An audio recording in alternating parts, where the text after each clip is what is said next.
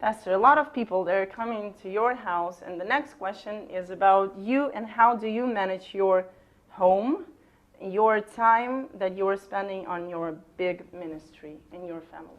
How do I manage my home Yes. and my time? Okay, for people who don't know this, my philosophy of life is this, that if I am blessed in any area of life, I am only blessed because God wants to tell me that he wishes to use me as a channel in that area. So I don't think there is any blessing that is meant just for me. So if God is getting ready to bless me in any area, I am already strategizing and thinking, how can I extend that same blessing to as many people as possible?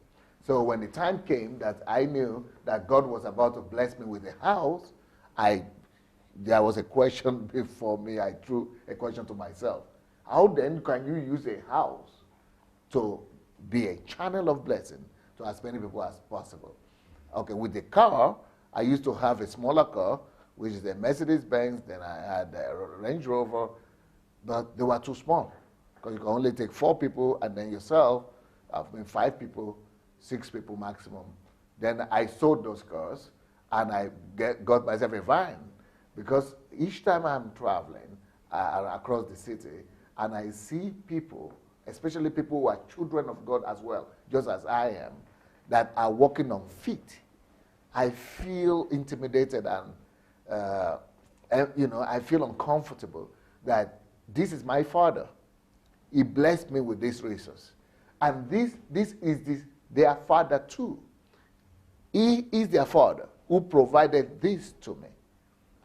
The same Father. It is his provision. And so the resources and the wealth that I have don't belong to me. I was given by their Father. So if their Father gave me this thing I'm using, why should I pass them by while they are walking and trekking? So I always stop each time I'm going to church, I'm going to town. I always look around to see who I could park into my car, so that if I'm blessed by a car, then that car could be a blessing to as many people of God's children as possible. So when I was about to build a house, my wife had to wait for 10 years, even though we were ready to get a smaller house, but I thank God she had patience with me. I convinced her to say, Princess, I have an idea, and I cannot just imagine myself having a house of 5 rooms and 1 small room for the visitor. And then they are waiting for you to come out of the toilet and you are waiting for them to go out. Just 1 room and then 4 rooms for me. I wanted to turn that around. So what I did was, I said, God, help me, give me an idea. So I came up with an architectural plan with some people in the church that will make me to have a house whereby I will only live in 10% of that house. And 90% will be for God's people again, just like with the car. God's children. They should be able, if I'm being blessed, that is a pointer to me that God wants to use me. Not just to be blessed, but to be a blessing to God's children, God's people. So that's the kind of house I've got today. But I think it comes to maybe 10% of the house we're living in with my family, and 90% of the house is, made available to people, from all over the world, from our church, who want to come and stay here to pray, to seek the face of the Lord, or to even leave if they want to. So, that's the way my house is.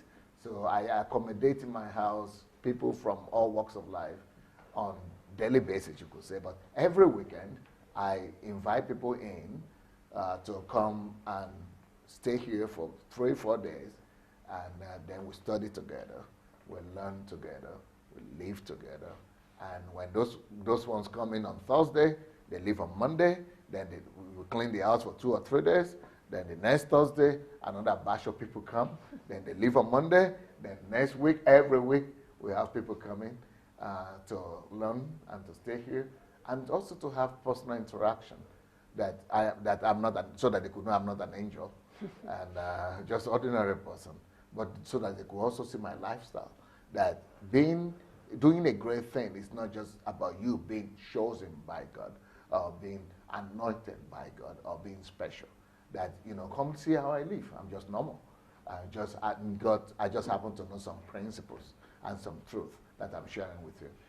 And also want to give them the lifestyle, an experience or a look into my lifestyle, so that they don't think that the only thing I do is just praying and fasting and we don't even have time to eat and I don't go to toilet, so that they don't live in those fantasies, for some fantasy world, so that they know that, and also, but so that they will also see, the intensity of my life and which is responsible for the result we have. So that they would know you don't just wait on God, and believe that God will do things for you, but they will see an example of somebody that's making things to happen, so that they will know how they are supposed to set up their lives for them to be able to have that kind of success or similar stories of success.